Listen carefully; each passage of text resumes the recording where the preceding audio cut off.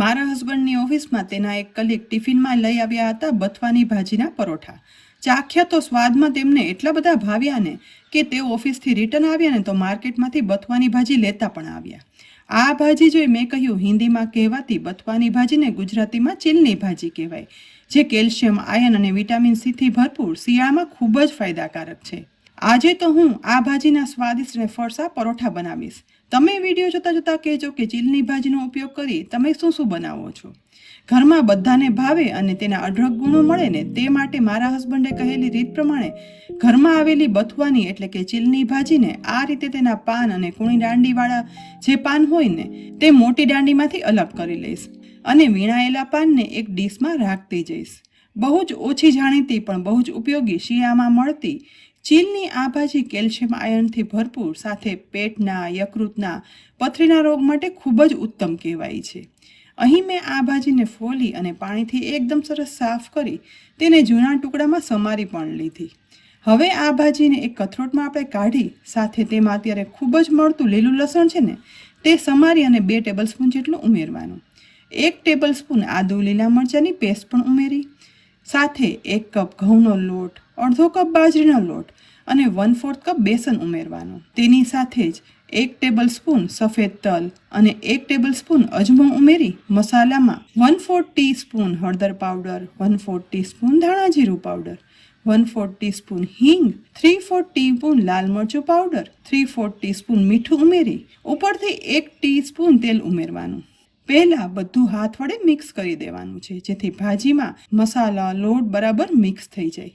એ પછી મિક્સ થયેલા આ લોટમાં 2 ટેબલસ્પૂન દહીં ઉમેરવાનું છે જેથી ચીલની ભાજીના આ પરોઠા છે ને તે એકદમ ખાવામાં ફરસા બને. દહીં બરાબર લોટમાં મિક્સ કરી અને પછી જોઈએ ને એ પ્રમાણે પાણી ઉમેરી લોટ બાંધી લેવાનો છે. અહીં ફક્ત દહીંમાં અથવા તો ફક્ત પાણી ઉમેરીને પણ લોટ બાંધી શકાય, પસંદગી આપણી ઉપર છે. મીડિયમ કઠણ બાંધેલા આ લોટને કૂણાવા ના રાખતા ઉપરથી થોડું એવું તેલ ઉમેરી હવે મસળી લઈશું અને પછી જેવડા પરોઠા બનાવવા હોય ને એટલો લુઓ પાડી લેવાનો છે.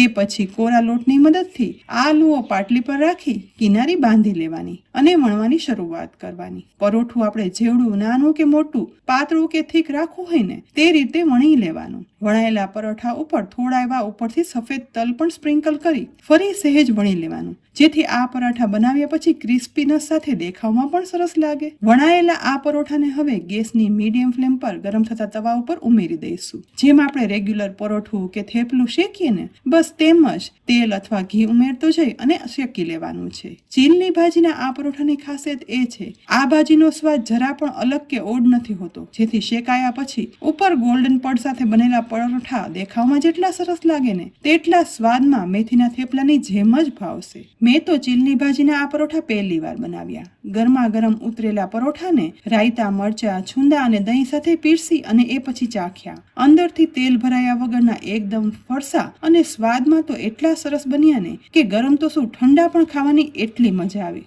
તો આ ખૂબ જ ઉપયોગી શિયાળામાં મળતી જ બહુ જ ઓછી જાણીતી ચીલની ભાજીનું તમે શું શું બનાવો છો ને એ કહેજો. સાથે આ પરોઠા તો એકવાર જરૂરથી ટ્રાય કરજો અને પછી રેસીપી ગમી હોય ને તો કોમેન્ટ કરી સાથે સાથે આ વિડીયોને લાઇક કરી અને શેર કરી લેજો. તેની સાથે જ અમારી યુટ્યુબ ચેનલને સબસ્ક્રાઇબ કરી અમારા ફેસબુક પેજને લાઇક કરી અને ફોલો કરી લેજો જેથી આવી અનેક ઉપયોગી રેસીપીના અપડેટ્સ તમને તુરંત જ મળે. આવતીકાલે ફરી મળશું એક નવી ઉપયોગી રેસીપી સાથે. ત્યાં સુધી આવજો.